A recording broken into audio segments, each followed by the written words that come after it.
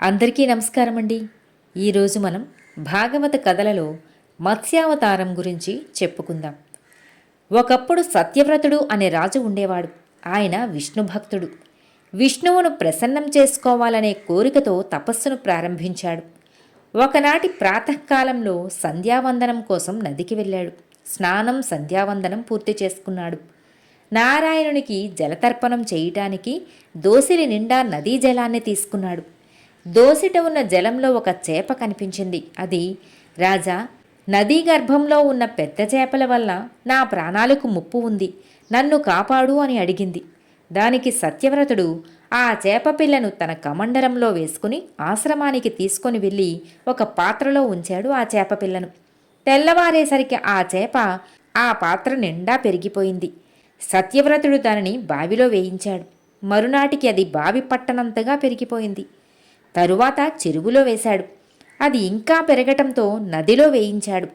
ఏ రోజుకా రోజు పెరిగిపోతూ ఉన్న ఆ చేపను చివరిగా సముద్రంలోకి చేర్పించాడు. ఆ తరువాత ఆ చేపతో, నువ్వు మామూలు చేపవు అయితే ఇలా పెరగవు, నీ భక్తుడనైన నన్ను పరీక్షించడానికో రక్షించడానికో ఈ రూపంలోనే వచ్చిన శ్రీహరివి అయి ఉంటావు అంటూ ఆ చేపకు నమస్కరించాడు.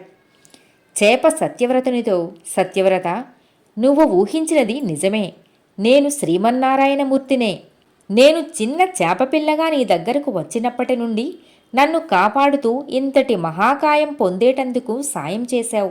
నీకు ఒక విషయం చెబుతాను, జాగ్రత్తగా విని నేను చెప్పినట్లు చేయి. నేటి నుండి 7వ రోజుతో బ్రహ్మకు ఒక పగలు పూర్తి అవుతుంది. ఆ సందర్భంగా ప్రళయం ఏర్పడుతుంది. ఆ ప్రళయ ప్రభావంతో ముల్లోకాలు నాశనమవుతాయి. అలా కాకుండా ప్రళయం ప్రారంభమైన వెంటనే ఒక నావ నీ దగ్గరకు వస్తుంది.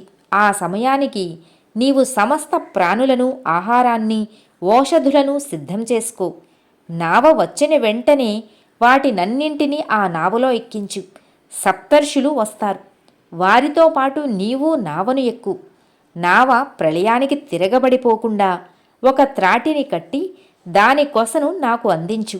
నేను ఆ త్రాటిని నా కొమ్ముకు కట్టుకొని ప్రళయకాలం పూర్తయ్యే వరకు రక్షిస్తాను అని చెప్పాడు. దానికి సత్యవ్రతుడు సరేనన్నాడు. శ్రీహరి చెప్పినట్లే 7వ నాడు ప్రళయం మొదలైంది. సత్యవ్రతుడు విష్ణువు చెప్పినట్లే సకల ప్రాణులను, ఆహారాన్ని, ఓషధులను సిద్ధం చేసుకుని తన వద్దకు వచ్చిన నావపైకి ఎక్కించాడు. అంతలో సప్తర్షులు కూడా వచ్చారు. వారిని కూడా ఎక్కించుకున్నాడు. నావకు తాడు కట్టి తాను కూడా ఎక్కి కూర్చున్నాడు. త్రాటి 2వ కొసను నీటిలోకి విడువగా చేప రూపంలో ఉన్న విష్ణువు ఆ కొసను తన కొమ్ముకు తగిలించుకుని నీటిలోకి లాక్కుని వెళ్ళాడు. ప్రళయం పూర్తయ్యే వరకు అలా నీటిలో తిరుగుతూనే ఉన్నాడు. నావలో ఉన్న సత్యవ్రతుడు విష్ణువును ధ్యానిస్తూనే ఉన్నాడు. ప్రళయకాలం ముగిసింది. సముద్రాలు మామూలు స్థాయికి వచ్చాయి. భూమి బయటపడింది. భూమిపైనున్న సర్వప్రాణులు బ్రతికి బయటపడ్డాయి. సృష్టి తిరిగి కొనసాగింది. తనను భక్తితో పూజించిన సత్యవ్రతుని శ్రీహరి 7వ మనువుగా చేశాడు. ప్రళయకాలం నాటి రాత్రి బ్రహ్మ తాను సృష్టించిన 4 వేదాలను తలక్రింద ఉంచుకుని నిద్రించాడు. సోమకాసురుడు అనేవాడు ఆ వేదాలను దొంగిలించాడు. ఎవరికీ కనిపించకుండా ఉండటం కోసం వేదాలను తీసుకుని వెళ్ళి మహాసముద్రం అడుగున కూర్చున్నాడు. రాక్షసుని చేతిలో పడిన వేదాలు రోదించడం మొదలుపెట్టాయి. ఆ రోదన విన్న బ్రహ్మదేవుడు నిద్ర నుండి లేచాడు. వేదాలు దొంగిలింపబడ్డాయని గ్రహించాడు.